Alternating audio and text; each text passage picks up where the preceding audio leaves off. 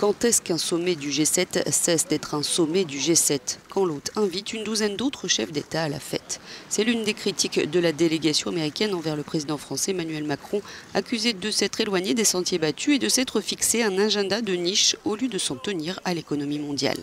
Et la venue surprise du chef de la diplomatie iranienne, Mohammad Javad Zarif à Biarritz, n'a fait qu'accroître cette irritation.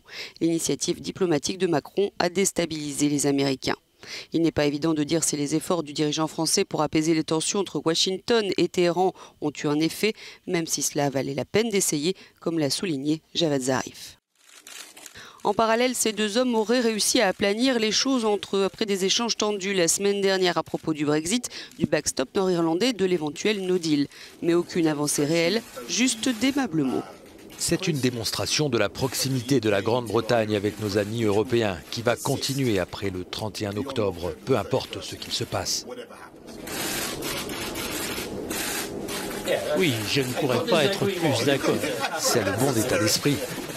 Et Boris Johnson en a aussi profité pour faire du charme à l'autre Donald. Il espère nouer des relations commerciales privilégiées avec Washington pour amortir le choc du Brexit. L'imprévisible Trump l'a appuyé. Il y aura un accord commercial très important, plus important que jamais avec le Royaume-Uni. Et maintenant, ou à un moment donné, il n'y aura plus d'obstacles. Les Britanniques n'auront plus d'encre autour de la cheville.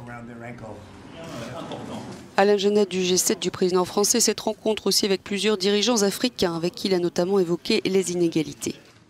Et puis les incendies en Amazonie ont bien été abordés, ce qui a provoqué une crise avec le Brésil, mais aucune mesure concrète ne sont sorties du G7 pour l'instant. Plusieurs dirigeants doivent tenir des points presse dans l'après-midi pour clore ce sommet, mais comme prévu, il n'y aura pas de déclaration commune finale. Cela n'aurait aucun sens, selon Emmanuel Macron.